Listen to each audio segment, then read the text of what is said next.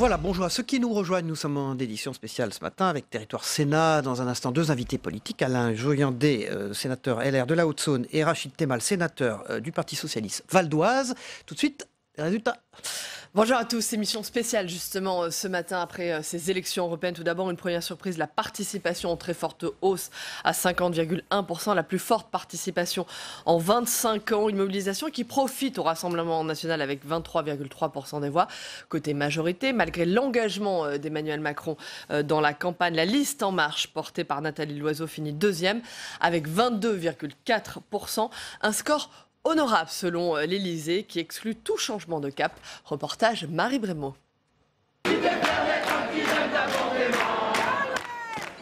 On a décidé à La République En Marche de voir le verre à moitié plein. Malgré une deuxième position juste derrière le Rassemblement national, le discours de la tête de liste se veut clairement optimiste, comme un air de revanche face aux pronostics annoncés les plus sombres. Avec ce résultat, 2 ans après la présidentielle, après 6 mois d'une crise sociale sérieuse et à l'issue d'une campagne où tous avaient fait d'elle leur cible, la majorité présidentielle fait la démonstration de sa solidité. Ministre après ministre, les éléments de langage se répètent. Ces résultats aux élections européennes confortent l'action gouvernementale. On aurait pu dire que l'élection d'Emmanuel Macron était un épiphénomène. Eh bien non, c'est une réalité politique aujourd'hui. La République En Marche est installée dans le paysage politique français. Elle se consolide et elle a donc la légitimité nécessaire pour poursuivre la transformation du pays. La reconstruction politique est en marche. Les Républicains et les socialistes sont bien loin derrière, ce qui semble redonner un second souffle à la majorité présidentielle. On y va, on se trousse les manches et au travail, il n'y a pas de temps mort, on enchaîne dès demain matin. Enchaîner rapidement pour réussir l'acte 2 du quinquennat. 8,4%, le score est sans appel, c'est même le pire résultat dans l'histoire de la droite républicaine. Un coup très dur pour Laurent Wauquiez qui n'entend pas partir. Les Républicains qui n'ont pas su séduire et rassembler au-delà d'un noyau dur. Sandra Cerquera. Au QG de campagne, les militants sont sous le choc. Les Républicains s'effondrent, tombés sous la barre des 10% des voix, le pire score de son histoire à des élections européennes. Et un coup très rude pour son président Laurent Wauquiez. Nous savons bien sûr, depuis 2017, que la reconstruction sera longue et exigeante pour retrouver le chemin de la confiance avec les Français. Une façon pour lui de dire qu'il n'entend pas quitter la tête du parti. Pourtant, la question de sa démission se pose. C'est lui qui avait imposé François-Xavier Bellamy comme tête de liste, malgré les réticences. C'est donc un revers pour Laurent Wauquiez. Je pense que M. Wauquiez a une part de responsabilité là-dedans. Et je pense que maintenant, il faut qu'il prenne ses responsabilités vis-à-vis des autres membres du parti, des militants. On a tous mené une très bonne campagne en tant que militants. Mais ensuite, oui, il y a beaucoup de personnes, on l'a ressenti sur le terrain, qui disaient qu'elles n'allaient pas voter les Républicains parce qu'elles n'aimaient pas Laurent Wauquiez. Pour beaucoup, impossible de reconstruire sans revoir la stratégie en s'adressant à la composante plus centriste du parti, en vue des municipales. Certains avaient placé en 2017 leur espoir en La République En Marche, qu'aujourd'hui c'est des gens qui sont déçus, qui sont plus en marche, qui n'ont pas forcément été recaptés, et c'est un long travail, c'est un travail d'haleine, qui n'ont pas été recaptés peut-être par les Républicains ou par un autre parti de droite ou du centre, et qu'aujourd'hui il ne faut pas se baser juste sur le résultat d'aujourd'hui pour dire que notre famille politique ne sera plus jamais unie, mais c'est un travail de longue haleine et c'est pas un travail qui se fait en 3 ans pour moi. Les rares cadres du parti présent ont quitté les lieux sans commentaire. Laurent Wauquiez doit-il démissionner, monsieur Jalland ? En coulisses, les couteaux sont déjà sortis. Voilà, on rappelle le score des Républicains mené par François-Xavier Bellamy, 8,48% des suffrages exprimés. Bonjour Alain Joyandet, vous êtes sénateur LR de la Haute-Saône, grimace ce matin. Bonjour Alain Joyandet, 8,4%, c'est un score sans appel, le pire résultat, on l'a dit, dans l'histoire de la droite républicaine. Valérie Pécresse, à l'instant, explique à la place de Laurent Wauquiez, elle démissionnerait. Est-ce que vous êtes d'accord avec Valérie Pécresse ? Chacun a sa façon de présenter les choses ce matin. Laurent Wauquiez prendra ses responsabilités. C'est à lui qu'il appartient de répondre à cette question. Doit-il rester ? Doit-il partir ? Ce qui est important de constater, je crois, sur le plan politique pour notre pays, c'est qu'on est dans une nouvelle bipolarisation qui s'est consolidée après les élections présidentielles. Toute la question, c'est comment exister dans cet étau. Au fond, nous sommes dans un étau pour ces élections européennes, entre ceux qui veulent l'Europe telle qu'elle est qui ont voté pour M. Macron, et puis ceux qui ne veulent plus de l'Europe et qui ont voté pour le Rassemblement national. Et au milieu, comment exister, c'est toute la question à laquelle il va falloir répondre. Revenons un instant néanmoins sur Laurent Wauquiez et sur les responsabilités de ce score. Avec un score de 12,8% en 99, Nicolas Sarkozy, qui était à l'époque à la tête du RPR, avait démissionné avec un score, donc je le rappelle, de un peu moins de 13%. Il l'a fait car il assumait l'entière responsabilité de cette défaite. Donc encore une fois, qui est responsable? Est-ce que Laurent Wauquiez doit remettre en cause la tête du parti?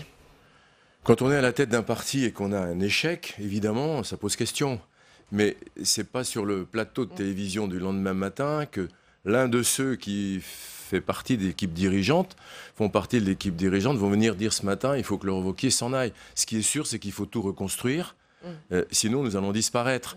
Alors, dans la reconstruction générale, évidemment, toutes les questions se posent. Alors, précisément, vous parlez de reconstruction. Quel espace avez-vous aujourd'hui? En 2017, François Fillon était à 20%. Où est passée la droite républicaine? Où sont passés ces 20%? Quel est l'espace politique que vous avez aujourd'hui? Écoutez, c'est facile à répondre à cette question. Une partie d'entre nous est partie chez M. Macron. On le voit bien, le Premier ministre est issu de nos rangs.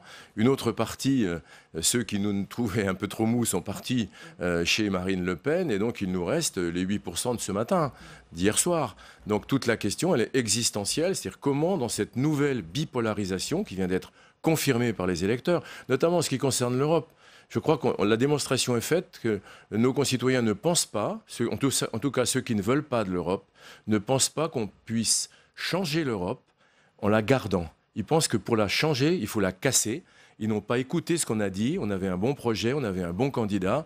Et pour une campagne nationale comme celle des européennes, je crois qu'il fallait un projet très audible, ce qui n'a pas été le cas ce matin, il faut bien le reconnaître. Maintenant, comment on reconstruit et comment on essaie d'exister dans cet étau? D'un côté, la nouvelle majorité présidentielle qui s'est consolidée, il faut le dire. Et puis de l'autre côté, ceux qui veulent casser l'Europe, ceux qui veulent tout changer. Gérard Larcher parle ce matin d'une remise en question profonde. Notre mouvement devra repenser sa ligne politique et rassembler plus largement. Avec qui on rassemble à droite? Je crois qu'il faut savoir à nouveau tendre la main. Je pense qu'il y a des gens qui sont partis et qui, parce qu'ils ont pensé qu'on était en train de se rétrécir quelque part. Pense à qui? Pense à Xavier Bertrand, par exemple? Je pense que toutes les bonnes volontés qui partagent la même histoire gaulliste que la nôtre devront à un moment donné se remettre autour de la table. Je pense qu'on ne peut pas faire l'économie d'une concertation, d'un élargissement.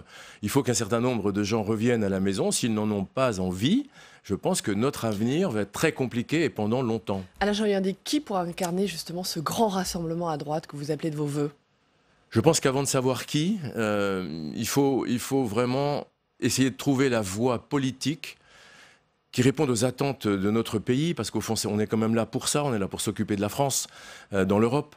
Et donc, je pense qu'il faut trouver une ligne politique qui puisse à nouveau être audible, claire, et qu'un certain nombre de nos concitoyens qui nous ont laissé tomber, il faut appeler les choses par leur nom, aient envie de revenir. Donc évidemment, après, il y a la question du leadership qui se pose. Je ne veux pas fuir cette question, mais je pense que ce serait trop facile ce matin. Mais justement, quel leader pour incarner ce grand rassemblement? Je pense que la question se pose, et ce matin, il n'y a ça pas ne sera vraiment, pas Laurent Wauquiez. Il n'y a pas vraiment de réponse claire, nette à cette question-là. Est-ce que Laurent Wauquiez peut incarner ce grand leadership de rassemblement que vous appelez de vos voeux? Écoutez, on vient de faire une élection, on a fait 8%. Donc, ce n'est pas lui qui a conduit la liste. Je vais être franc avec vous, mais d'ailleurs je ne l'avais pas fait en catimini avant les élections européennes. Personnellement, j'avais souhaité qu'il la conduise, cette liste. Au moins on aurait vu le score qu'il aurait fait, les choses seraient claires ce matin. Donc là les choses sont moins claires puisque ce n'est pas lui qui a conduit cette liste. Ceci dit, je suis persuadé, c'est un garçon intelligent, je suis persuadé que depuis hier soir, il est en train de beaucoup réfléchir, de beaucoup se poser de questions, et il sait très bien... Il est néanmoins responsable. Et il sait très bien, il est co-responsable comme nous tous, et il sait très bien qu'à 8%, on ne peut pas être statique, à 8%, il faut bouger. On ne peut pas être statique, on doit partir. Partir ou rester, faire les choses différemment, mais en tout cas, on ne peut pas rester comme ça avec 8%, parce que c'est un mauvais score. Je ne veux pas terminer cet échange sans quand même rendre hommage à Xavier Bellamy, qui a été un candidat formidable, qui a donné à nouveau confiance à nos militants. On a vu qu'on avait de très belles salles, de très belles réunions, mais au-delà des salles, au-delà des réunions, je pense qu'on n'a pas été entendu dans l'opinion publique. Notre ligne politique n'a pas été entendue entre ceux qui voulaient casser l'Europe et ceux qui voulaient la garder. Et c'est la question de l'avenir, et ce ne sera pas facile d'y répondre. Alain Jean-Yandé, il vient de votre famille politique. Est-ce que le Premier ministre Édouard Philippe incarne cette mouvance gaulliste dans la majorité aujourd'hui ? Vous savez, la mouvance gaulliste, les mouvances gaullistes, on devrait dire, sont très larges. Il y a eu des gaullistes de gauche dans l'histoire, il y a les gaullistes sociaux, moi j'étais plutôt de ceux-là. Et dans les gaullistes, c'est pas là il y a aussi le des cœur gens de votre beaucoup plus problème, radicaux. justement? Que maintenant vous êtes éclaté? Bien sûr, je crois avoir répondu à la question tout à l'heure qui m'a été posée. Quand je dis que pour l'avenir, soit on va pouvoir réussir à faire revenir vers nous un certain nombre de personnes qui nous ont quittés, et alors l'avenir peut être encore ouvert, soit nous restons... Édouard Philippe incarne cette mouvance gaulliste dans la majorité? Je pense qu'on ne peut pas lui contester d'avoir appartenu au mouvement gaulliste, comme d'autres qui sont allés d'ailleurs sur la liste de La République En Marche et qui viennent aussi de nos rangs. Il y a d'ailleurs des personnes qui sont issues de cette maison, de notre groupe ici au Sénat. Donc effectivement que les gaullistes sont éparpillés, mais les gaullistes, forts de leur diversité, si un jour ils avaient l'intelligence de se rassembler, alors ce pourrait être une grande force pour l'avenir de la France. Merci beaucoup, Alain Joyandet. de la Haute-Saône. On va se rendre maintenant au siège du Rassemblement national avec 23,3%. Le parti de Marine Le Pen, c'est le grand vainqueur de cette élection. Ambiance festive, vous allez le voir. Même si le Rassemblement national ne devance finalement En Marche que d'une courte tête, l'extrême droite, qui devient donc le premier parti de France au Parlement européen. Jonathan Depriez.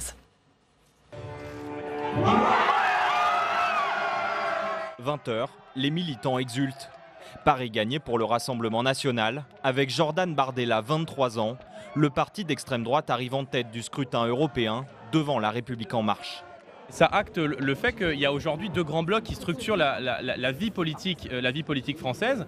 Un bloc emmené par Emmanuel Macron, qui a réuni le pire de la droite et le pire de la gauche, et un bloc que nous conduisons, qui a vocation à rassembler tous les amoureux de la France. Pour Marine Le Pen, battue à l'élection présidentielle, c'est une victoire au goût de revanche. Compte tenu du désaveu démocratique que le pouvoir subit ce soir, il appartiendra au président de la République d'en tirer les conséquences. Il n'a d'autre choix, selon moi, au minimum, que de dissoudre l'Assemblée nationale en faisant le choix d'un mode de scrutin plus démocratique et enfin représentatif de l'opinion réelle du pays. Mais à mesure des dépouillements, l'écart avec La République En Marche se resserre. L'état-major du RN tablait sur 2 à 3 points d'avance. Le RN ne devance finalement En Marche que d'une courte tête. Mais même un point d'écart, s'il est battu, voilà. Bon, maintenant, après, les turiféraires de La République En Marche diront que l'écart n'est pas très grand. Bon, chacun dira ce qu'il voudra, c'est bien en démocratie, mais la réalité est qu'il est battu. Le RN devient ainsi le premier parti de France au Parlement européen, mais le plus dur reste à venir, constituer un groupe avec les autres formations nationalistes et eurosceptiques. Bonjour Rachid Temal, vous êtes sénateur du Parti Socialiste dans le Val d'Oise, 6,19% pour Place Publique, Parti Socialiste hier. Bonjour Rachid Temal, c'est donc un ouf de soulagement pour le PS qui avec 6,1% sauve les meubles et va donc envoyer des députés au Parlement européen. Est-ce que vous pensez qu'un jour vous seriez soulagé de voir le Parti Socialiste atteindre les 6,1%? Non, d'ailleurs... Vous dites ouf, c'est sur l'instant. Quand on est un parti comme le nôtre, ce n'est pas une réussite. Donc il faut se dire, on envoie des députés européens, c'est important parce qu'au Parlement européen, on pourra jouer un rôle. Nous, mais surtout l'ensemble du groupe socialiste. Mais en France, je veux dire par là que rien n'est réglé. Il faut maintenant travailler pour ne pas rester à 6%. Rachid Temal, vous êtes de ceux qui se sont opposés au choix de Raphaël Glucksmann comme tête de liste. La stratégie d'Olivier Faure, est-ce que c'était le mauvais choix? Est-ce qu'Olivier Faure, du coup, est l'homme de la situation pour rebâtir le PS? Alors d'abord, première chose, moi je me suis opposé en expliquant pourquoi et en faisant campagne. Je tiens à le préciser parce que je souhaite aussi remercier ici les militants, les élus socialistes qui ont fait campagne, qui permettent d'avoir ce résultat-là, et puis aux électeurs qui ont voté pour nous. Mais aujourd'hui, très honnêtement, la question n'est pas de savoir le qui, mais le pourquoi nous sommes à ce résultat-là. Je pense qu'il faut faire un travail d'introspection, mais fondamental, et ensuite il faut faire une révolution idéologique. Il faut porter une révolution idéologique. La gauche socialiste est prise dans un étau. Mais parce qu'aujourd'hui, quand vous regardez, par exemple, très honnêtement, quand vous regardez ce que votent les ouvriers, les employés, la jeunesse, on voit bien qu'on a un souci. C'est plus nous qui portons un espoir. Donc maintenant, je pense qu'il faut réapprendre à parler le social et reconstruire une force politique qui devra s'élargir évidemment à d'autres formations. Je pense qu'il faut aller beaucoup plus loin. Mais d'abord et avant tout, il faut que les socialistes s'interrogent sur pourquoi les 6% et comment proposer un nouveau projet aux Français. Olivier Faure disait hier soir, on change tout, nous avons une responsabilité historique de rassembler la gauche. C'est ça, la chose la plus importante à faire aujourd'hui, c'est de rassembler la gauche, c'est en finir avec cet émiettement qui est responsable des scores actuels. D'abord, c'est pas, pour moi, le premier point, c'est pas de travailler sur des structures, c'est travailler sur le fond.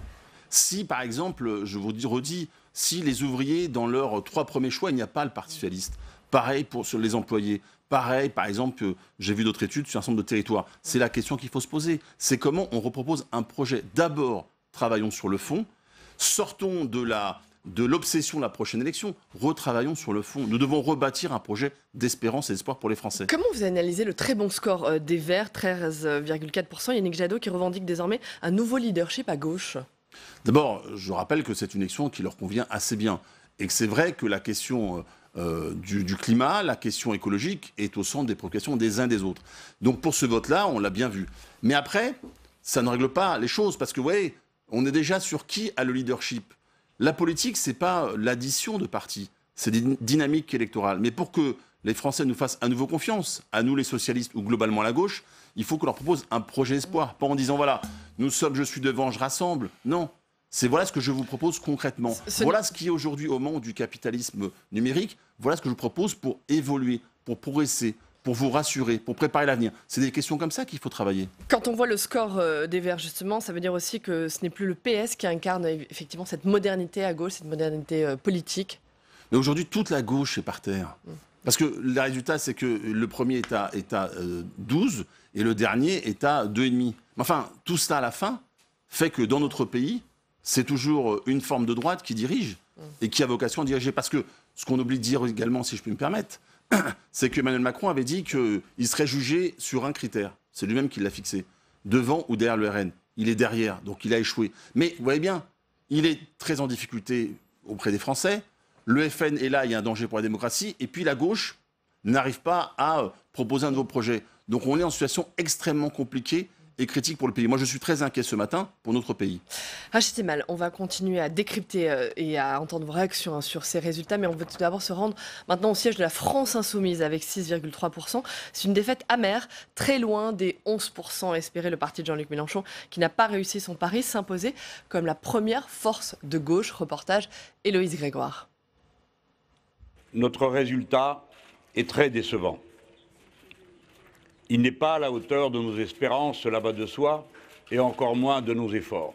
La défaite est amère pour la France Insoumise qui se retrouve en 5e position.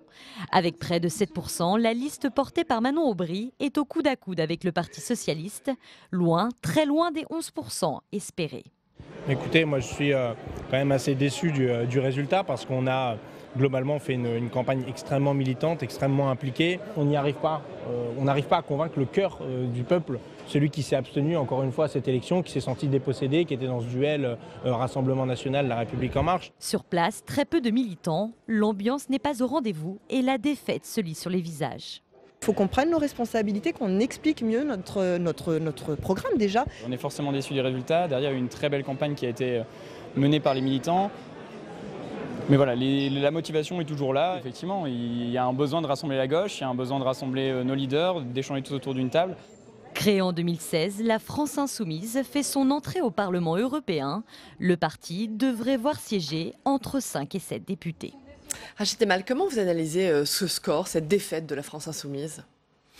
Je crois qu'après la présidentielle, le fait que Mélenchon n'ait pas choisi au second tour, et je crois que le choix de fermer la porte à toute discussion, je crois que c'est ce qui peut payer ce matin. Mais franchement, ce matin, je ne crois pas que nous, socialistes, de leçons à donner aux uns aux autres. Ce que nous constatons, c'est que la gauche est par terre, c'est une gauche qui est à terre, mais à terre pas parce que, encore une fois, pour elle-même, mais parce que pour ce qu'elle doit porter aux Français. Pour ce qu'elle doit porter aux Français. Parce que face à l'extrême droite aujourd'hui, qui d'élection en élection fait au minimum maintenant 22, 23, 24%. Bon. Et face à un pouvoir qui met une politique libérale, il faut que la gauche propose autre chose, parce que c'est les Français qui payent l'addition à la fin. Justement, on parlait de l'extrême droite, le vote Front National, qui a longtemps été un vote de contestation. Aujourd'hui, c'est un vote d'adhésion. Est-ce qu'elle est là, la grande inquiétude aussi ? Oui, elle est là, mais elle est en France et aussi dans toute l'Europe. C'est vrai que dans le monde aujourd'hui, la question de la démocratie n'est plus centrale. Et ça doit, nous, démocrates, nous interpeller. Mais nous, globalement, les politiques, les journalistes, les syndicalistes, etc. Aujourd'hui, concrètement, on peut considérer qu'un pays... la démocratie est accessoire, elle n'est pas prioritaire. Vous vous rendez compte dans quel monde on vit ? Quand vous voyez les scores, par exemple, en Hongrie, où le parti d'Orban fait 56%, je veux dire, tout ça nous doit nous interroger. Donc oui, aujourd'hui, il y a un vrai danger, FN. il y a un véritable danger d'extrême droite dans notre pays. Donc il faut maintenant y travailler concrètement et sérieusement. Mais comment on continue à peser dans le paysage politique, notamment français, quand on est aussi bas dans les sondages que vous l'êtes, que l'est le PS? D'abord, moi je pense qu'il faut, c'est pour ça qu'il faut Quelle totalement... est la voix du PS? De quelle façon le PS peut porter aujourd'hui? Il y a deux options. Il y a ceux qui vont dire qu'il faut se projeter déjà dans d'autres élections. Et puis on verra. Moi je pense qu'il faut surtout poser notre sac, nous refonder totalement. Sinon, nous serons effectivement voués à la marginalisation. Donc moi, je reste persuadé que les questions que nous portons de justice sociale, d'émancipation, sont d'actualité pour les Français. Mais ils considèrent que ce n'est pas nous qui devons porter les réponses. Donc, la problématique est là, c'est quelle est notre offre politique aux Français. Qui pour porter cette offre politique, qui pour porter ce rassemblement, en tout cas à gauche, en tout cas au Parti socialiste? Est-ce que Olivier Faure est l'homme de la situation? Oui, je viens de vous dire qu'il faut travailler sur le fond et vous me répondez qui. Parce que néanmoins, la politique... Mais bien sûr, la politique, elle s'incarne. Voilà. C'est une phrase d'ailleurs de Fabius qui avait fait ça très bien, qui dit ça très bien. Mais moi, je considère qu'aujourd'hui, il faut surtout redonner la parole aux militants socialistes. Redonner la parole aux militants socialistes sur pourquoi cette défaite-là et comment construire l'avenir. Après, très honnêtement, Olivier, Pierre, Paul ou Jacques, tout ça, ce sera ensuite, et je pense que nous avons suffisamment de talent dans le Parti socialiste pour le faire. Mais d'abord et avant tout, les idées. Rachid Temal, pour terminer, il y avait hier une autre élection, cette fois-ci en Espagne, avec 13% des voix. Manuel Valls est arrivé 4e au municipal de Barcelone. Une réaction après ce sérieux échec de votre ancien camarade? Il nous a fait beaucoup de mal et manifestement, les électeurs espagnols l'ont sanctionné. D'accord, c'est assez raide comme réponse. Mais c'est assez vrai. Très bien, merci. Rachid Temal, donc Savaria vient d'en parler, l'appel à l'union d'Olivier Faure, et un tweet hier soir qui n'est pas passé inaperçu, celui de Bernard Cazeneuve, l'ancien Premier ministre, qui dit « Nous ne pouvons plus faire courir à la République et à la démocratie le danger d'un face-à-face entre la République en marche et le Rassemblement national ». Le voilà, l'homme providentiel pour la gauche. Mais vous savez, quand on est de gauche, on ne sommes pas sur les logiques d'homme providentiel ou de femme providentielle. Il se pose en tout cas mais encore une fois, en homme providentiel, lui. Oui, mais encore une fois, je vais me répéter. Je crois que si nous ne passons pas d'abord par les idées, d'abord un temps d'introspection et par les idées, nous ne sauverons pas. Nous sommes à 6, nous sommes en dessous du score de la présidentielle, en dessous du score des législatives de 2017. Donc on peut faire semblant de chercher soit l'imam caché, soit je ne sais quelle martingale. La question qui est posée, c'est les Français, quand vous êtes ouvrier en France, quand vous êtes dans une région où vous vous sentez abandonné, vous ne considérez plus que le bulletin socialiste ou globalement de gauche vous est utile. C'est la question qu'on doit trancher, la seule et unique. Apprenons à nous voir à parler social. Donc, si nous ne faisons pas ça, nous irons de déconvenu en déconvenu. Pourquoi vous avez du mal à essayer de, dès maintenant, tenter de trouver quelqu'un qui va pouvoir justement accrocher les idées dont vous parlez, les porter, avancer? Vous connaissez bien l'époque dans laquelle on est, vous êtes sur un plateau de télévision vous-même ce matin, vous savez le poids d'une parole, d'un homme, d'une femme, pour porter ce type d'idées. On ne comprend pas bien pourquoi vous bottez en touche, en fait. Non, je ne botte pas en touche. Non, vous avez votre sentiment parce que vous considérez qu'il faut... Vous l'avez lu, le tweet de Bernard Cazeneuve hier soir, il est très clair, il est très long, là j'ai lu qu'un extrait, et il dit des choses. Attendez. Vous avez le droit de poser ces questions-là et de penser que c'est l'instant, il faut tout être dans l'instantané. Moi je pense que l'instantané... Lui il pense à 2022, c'est pas l'instantané pour lui. Sauf que moi je pense que si on a les yeux rivés sur 2022, ça ne marchera pas. Parce que pour 2022, si nous sommes à 6, pour aller à 51, il y a un peu de boulot. Et... aussi talentueux que sont les uns et les autres, ça ne suffit pas. Il l'est, Bernard Cazeneuve, bien évidemment. Bien évidemment. Il l'est impossible. Non, je vous redis, mais excusez-moi, peut-être que ça fait vieux con, mais encore une fois, moi je pense que très honnêtement, arrêtons moi je suis élu d'un territoire où il y a ces banlieues et des milieux ruraux. Les gens ne votent plus pour nous, ne croient plus en nous. Donc la question n'est pas de savoir quel est le premier tweet, ou la première parole, ou le premier buzz. C'est concrètement, ils se disent... pour finir ma fin de mois, pour trouver de l'emploi, pour avoir un minimum de choses à l'hôpital, c'est pas vous les socialistes. C'est ça la vraie question qui nous est posée. C'est pas de savoir le qui, c'est qu'est-ce qu'on leur propose.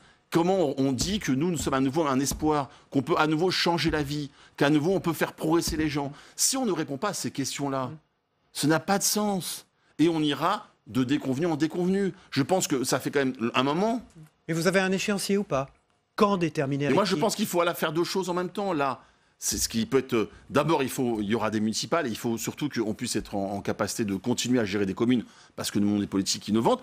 Mais que si on ne fait pas à côté ce travail idéologique, que j'appelle une révolution idéologique, nous aurons d'autres déconvenus. Parce que, sérieusement, pourquoi voulez-vous qu'un Français qui aujourd'hui soit ne vote pas, soit n'a pas voté pour nous, demain se dise « Ah, telle ou telle personne, je vais voter ».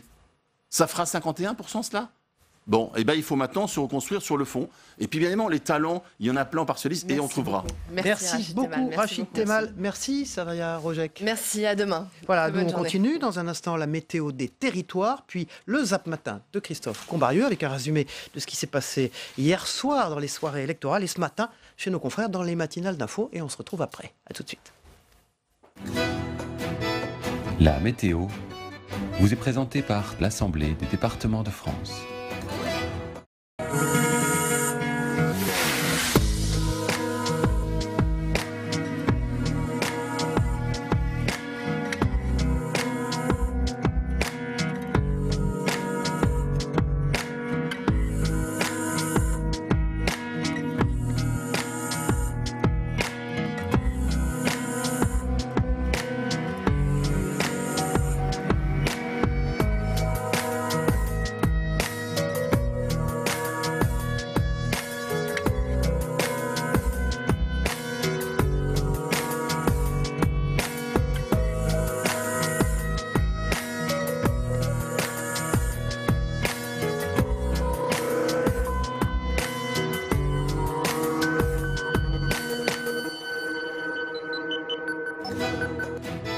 C'était la météo avec l'Assemblée des départements de France.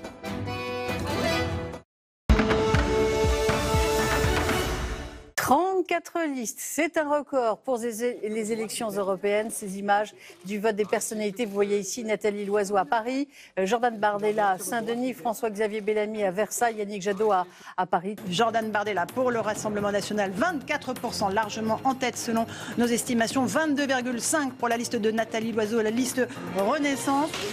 C'est bon, à voter. Europe Écologie Les Verts qui crée la surprise, troisième de ce scrutin européen, 13% pour Yannick Jadot, 8% pour François-Xavier Bellamy. Nous sommes ce soir la troisième force politique en France. Ce qui s'est passé ce soir, c'est un message extrêmement clair. La gauche en France n'est pas morte. Contrairement à ce qu'on annonçait, il y a une aspiration à la gauche. Puis nous avons ensuite la France Insoumise qui tombe à 6,3%. C'est un échec pour Jean-Luc Mélenchon. Debout la France, Nicolas Dupont-Aignan à 3,5%. Génération.s de Benoît Hamon, 3%. Notre résultat est très décevant. Il n'est pas à la hauteur de nos espérances, cela va de soi, et encore moins de nos efforts. Cette mobilisation, inédite dans une élection européenne depuis plus de 25 ans, témoigne d'un sursaut populaire contre le pouvoir en place qui subit ce soir un véritable échec. Emmanuel Macron a fait un choix lourd de conséquences en réduisant le débat européen à une croisade contre Marine Le Pen, pleine d'arrière-pensée. Ce qui n'a abouti qu'à une seule chose, faire progresser les extrêmes. Je pense que ce match à deux a coupé l'omelette par les deux bouts. Certains sont allés pour tenter de renforcer Emmanuel Macron, in extremis, et d'autres se sont allés sans doute pour essayer d'avoir un vote sanction vis-à-vis d'Emmanuel Macron. C'est un désaveu pour Emmanuel Macron. La moindre des choses, ce serait d'infléchir sa politique. Un désaveu à 1,5 point, je ne vois pas où il y a écoutez, désaveu. avec tout ce qu'on a eu comme campagne électorale du camp du président de la République, ça reste un désaveu. Lui qui a mis son crédit présidentiel dans ce scrutin en faisant un référendum sur sa politique et même sur sa personne. Il n'a d'autre choix, selon moi, au minimum, que de dissoudre l'Assemblée nationale. Une dissolution de l'Assemblée nationale, c'est une hypothèse, Nicole Belloubet? Pas du tout, pas du tout. C'est absolument pas une hypothèse. Madame Le Pen n'est pas sérieuse quand elle dit ça. C'est dans toute la limite du Front National. On voit bien qu'elle ne respecte pas nos institutions. Madame Le Pen, elle comprend ou elle fait semblant de ne pas comprendre qu'une élection européenne n'est pas une élection présidentielle.